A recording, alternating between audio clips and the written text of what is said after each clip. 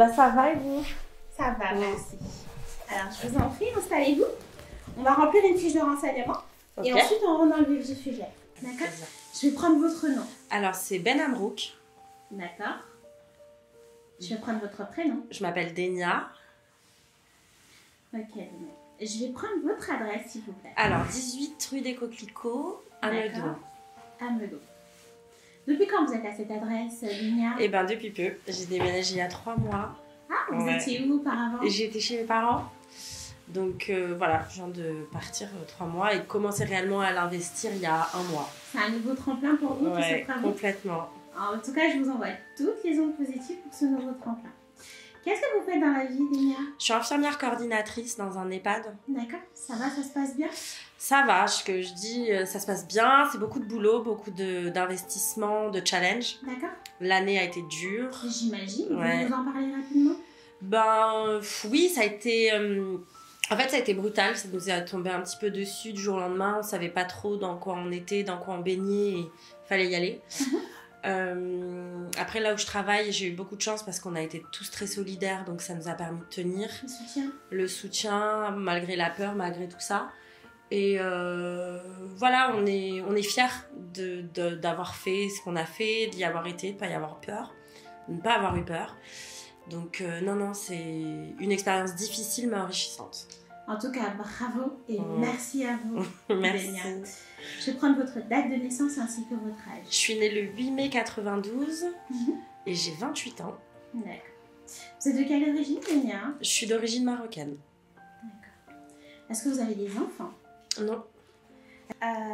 Est-ce que, Denia, vous avez déjà rencontré un thérapeute auparavant? Oui. D'accord. Dans quel cadre? Ben, en fait, c'est après un coaching professionnel. D'accord. Derrière, voilà, ça a éveillé plein de choses, plein de questionnements. Donc, du coup, je me suis dit, allez, je vais me lancer. Ça n'a pas duré longtemps parce que j'ai arrêté assez rapidement. J'avais eu difficulté d'être en confiance.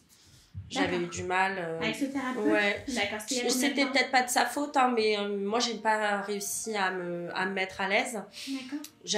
J'étais pas à l'aise. Peut-être j'avais donné beaucoup trop d'informations de moi et tout. Et du coup, derrière, j'ai un peu pris la fuite. D'accord. Et c'était il y a combien de temps, ça, à peu près, Denia? C'était l'année dernière, en plein Covid. Donc, je dirais vers le début, l'été. D'accord. Août, ouais. Ok. Quelle thérapie, du coup, vous avez mis en place avec ce thérapeute? Quelques séances? Quelques séances. Donc, au début, c'était juste moi qui exprimais certaines choses. Et qui... Ça a été plutôt du verbal? Ouais, c'est ça. Très bien. Est-ce que vous avez déjà été amené à prendre des psychotropes, antidépresseurs? Non, jamais. Rien de tout ça. Est-ce que dans votre hygiène de vie, il y a des addictions? Cigarettes, alcool ou stupéfiants? Non. Rien de tout ça non plus. Très bien. Pourquoi on se rencontre aujourd'hui, Denia? Je vous écoute. Parce que donc après ce cheminement, je me suis quand même dit qu'il fallait que je reprenne parce que dans mon quotidien, je vivais encore des choses avec lesquelles, j'arrive pas à dépasser et qui me prennent beaucoup d'énergie. D'accord. Et en fait, c'est essayer de comprendre en fait pourquoi je vis les choses ainsi, pourquoi ça me prend autant. C'est que je vais... Quelles sont ces choses qui vous prennent autant et quelles sont ces choses auxquelles aujourd'hui vous n'arrivez pas réellement à mettre de mots dessus? C'est de façon je vis tout de façon très intense. D'accord. Et donc du coup je vais être très fatiguée, beaucoup de perte d'énergie, mais c'est surtout je suis beaucoup trop impactée par tout ce qui se passe autour de moi parce que les gens vivent aussi autour de moi. Je me sens beaucoup trop responsable, je porte beaucoup trop de choses, j'ai l'impression de porter la responsabilité de tout le monde, de tout ce qui se passe, du malheur de l'un, comme parfois même du bonheur de l'autre. Je me sens toujours prise émotionnellement dans tout ça. Et en fait, j'arrive pas à stopper, quoi, à me dire... Et donc, du coup, ça travaille tout le temps, je réfléchis à tout le temps. Ça veut dire ça travaille tout le temps? Ça veut dire que vous ne vous accordez pas ce temps d'arrêt, vous êtes en permanence dans la réflexion? Complètement. Concernant aussi les gens qui vous entourent? Ouais. Expliquez-moi un peu comment ça se caractérise. Ça se caractérise surtout, en fait, du coup, quand je suis toute seule. D'accord. Et en fait, quand je suis toute seule, on pourrait se dire, allez, on peut stopper, passer à autre chose. Là, non, moi, je vais avoir beaucoup, parfois même d'angoisses qui peuvent monter et arriver, parce que je vais penser à plein de choses. Parfois même à des choses qui n'existent. Ce qui m'arrive souvent, parfois, ce que je fais quand je suis toute seule, Et du coup, j'ai l'impression que c'est un peu une façon de fuir. C'est que je pense à des choses qui sont très graves. Et donc, du coup, ça me... mais qui ne sont pas forcément arrivées, mais qui peuvent arriver. Vous êtes dans un schéma d'interprétation ? Peut-être, je sais pas comment l'expliquer. Vous interprétez les situations, l'avenir, ce qui ouais, c'est arriver, ça. Et j'avoue que cette année encore plus avec tout ce qu'on a vécu, qui a quand même été assez fort, c'est beaucoup d'angoisse, parfois de la mort, de plein de choses. Et oui, d'autant plus que vous avez été confronté à la mort de près quand même. Et c'est vrai que cette angoisse, elle va parfois être présente, prenante. D'accord. Et en fait, dès que je reviens dans mon quotidien, donc en fait, il n'y a pas de stop. Je sais pas comment... je vais un peu dans tous les sens, mais... Ne vous inquiétez pas, je vous écoute. Ouais. Très bien compris. Parlez-moi de vous et de vos émotions, j'ai envie de comprendre. Sur mes émotions et vos émotions, qu'est-ce qu'il en est de cette relation ? Je pense que j'arrive pas à les interpréter. D'accord. Vous ne mettez pas de mots sur vos émotions. Est-ce que vous leur accordez du temps ? Non. Et en fait, mes émotions, je culpabilise souvent en me disant j'ai mal fait ça, mais j'arrive pas à me poser. En fait, je me dis j'ai pas su le faire, j'ai pas réussi à le faire en fait, et j'essaie jamais de comprendre en fait, mais c'est parce que tu n'allais pas bien, c'est parce que tu as ressenti ça. Vous êtes dans la reproche envers vous-même ? Ouais, quand même pas mal. Beaucoup ? Ouais. Pas mal de fois, et après je me dis bon, comment je vais pouvoir faire mieux derrière, comment je vais pouvoir améliorer les choses. Donc ouais, je suis pas alors que je vais être très indulgente avec les autres. D'accord. Vous avez de l'empathie pour les autres ? Beaucoup d'empathie. Et peu d'empathie pour vous-même ? Non, pas trop pour moi. Si je vous parle d'hypersensibilité, qu'est-ce que vous me répondez, Dénia ? Le truc comme ça que je vais vous dire, c'est que non, je suis pas quelqu'un de fragile. Je suis pas parce qu'à côté de ça, je vais pouvoir vivre des choses. J'ai pas peur d'aller au front de certaines choses. Donc non, je suis pas... Est-ce que vous connaissez la réelle définition de l'hypersensibilité ? Je crois pas. Non, je sais pas. Pour moi, la sensibilité, c'est quelqu'un qui est trop sensible, qui est pas assez... Ouais, je dirais faible un peu. D'accord. Donc vous associez automatiquement l'hypersensibilité à de la faiblesse ? Là, comme ça, ouais. Si je vous dis que l'hypersensibilité est une intelligence émotionnelle qui n'est pas donnée à tout le monde, qu'est-ce que vous me répondez, Dénia ?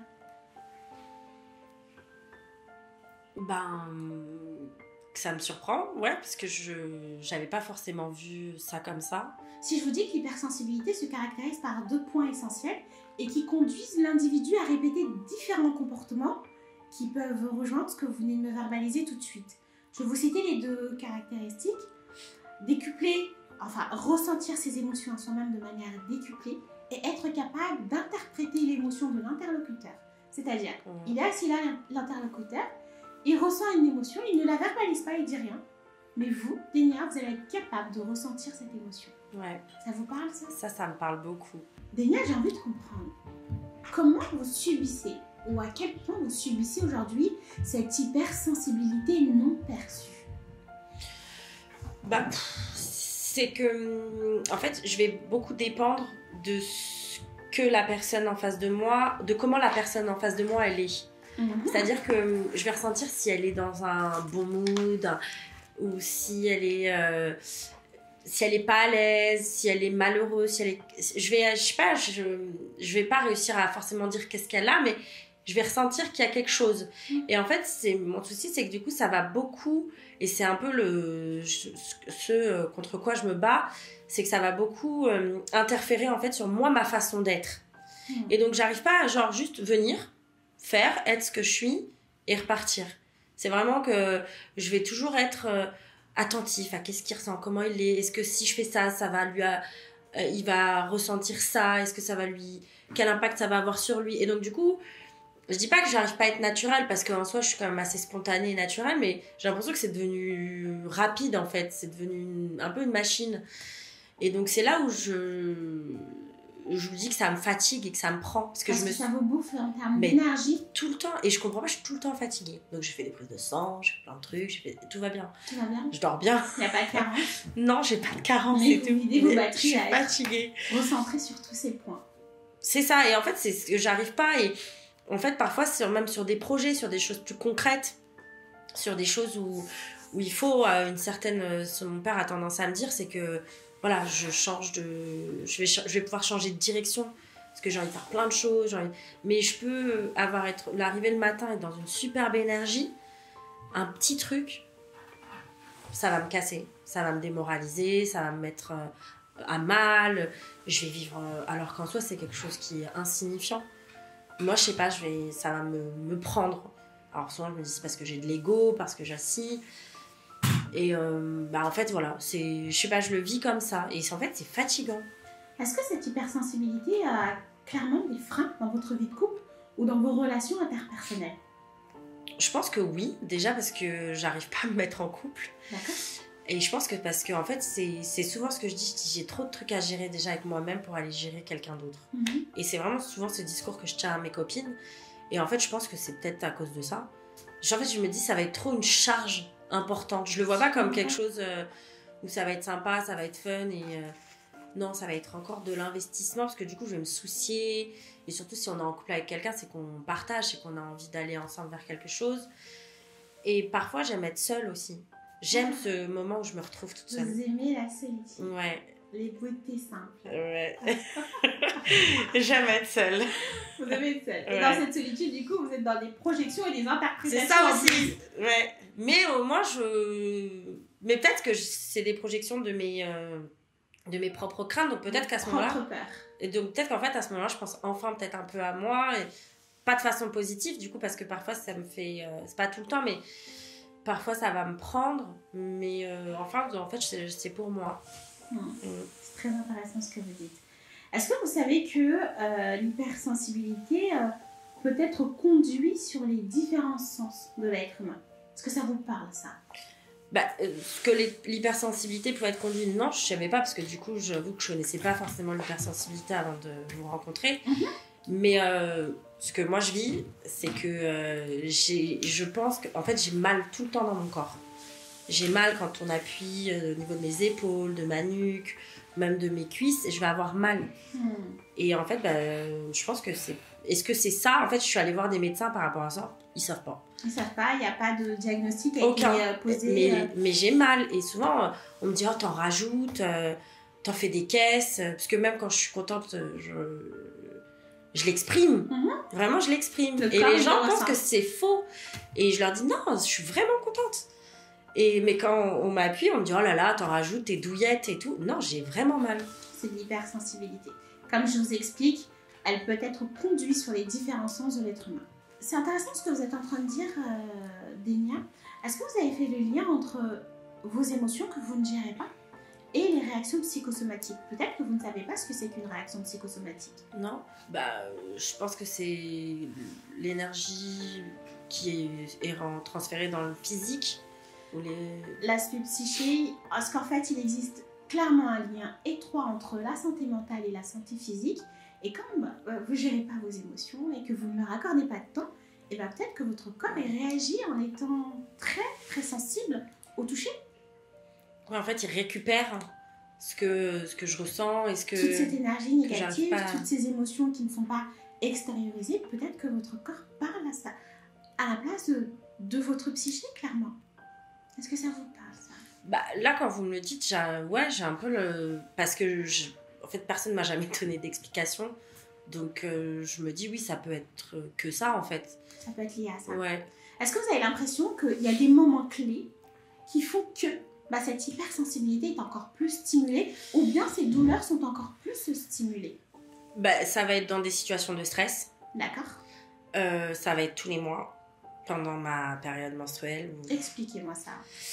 C'est que tous les mois, ma vie est régentée pendant une semaine où je remets tout en question.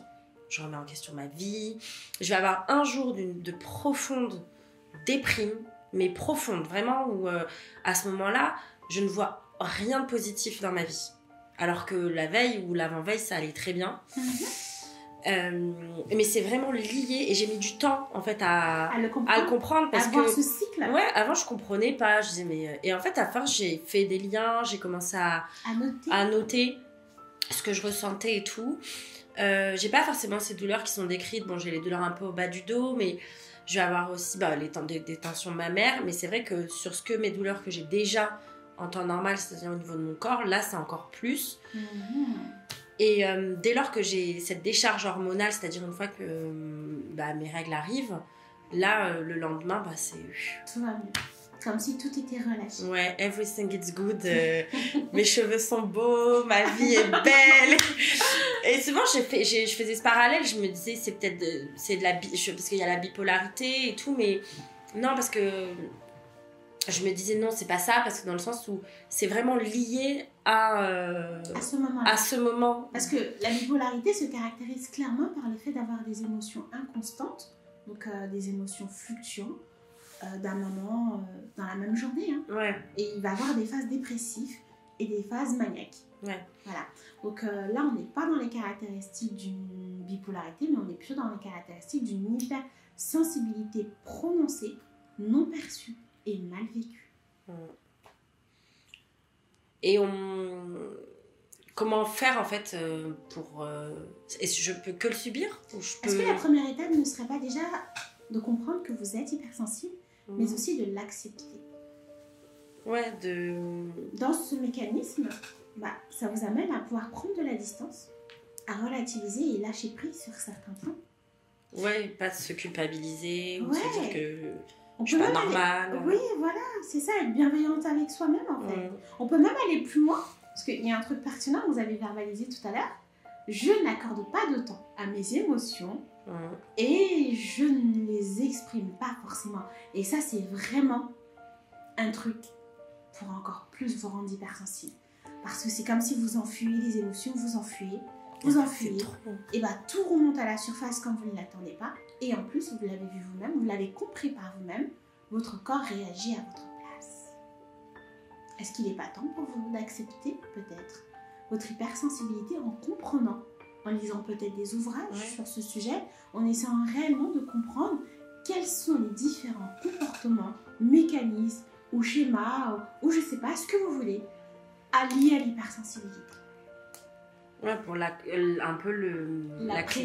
J'allais dire l'apprivoiser, exactement. Vous faites comme ça? Ouais. Non, ouais, ça me tombe un peu dessus parce que en fait, c'est quand même un peu une bouffée de... Là, je me dis, en fait, non, il y a peut-être un truc à creuser et je suis pas obligée de le subir.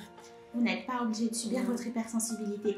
Même si la société veut nous renvoyer ou vous renvoyer que l'hypersensibilité est une faiblesse, non, elle reste une intelligence émotionnelle qui n'est pas donnée à tout le monde. Et on peut très clairement mal la vivre quand on ne la perçoit pas ou quand on ne la maîtrise pas. Mais c'est une force. Ouais, on peut en faire une force. On peut en faire clairement une force. Merci Dénia pour votre participation. Merci à ça. Comme vous avez pu le constater, durant la consultation avec Délia, elle souffre d'hypersensibilité non perçue. Et bien évidemment, Délia est ressortie de cette consultation avec un plan de traitement thérapeutique non médicamenteux qui va lui permettre de travailler hors consultation sur cette hypersensibilité non perçue et mieux la vivre en tout cas. Et sachez que l'approche qui a été utilisée pour dresser ce plan de traitement thérapeutique est la thérapie comportementale et cognitive. Sachez qu'aussi que Délia a été enregistrée avec son accord.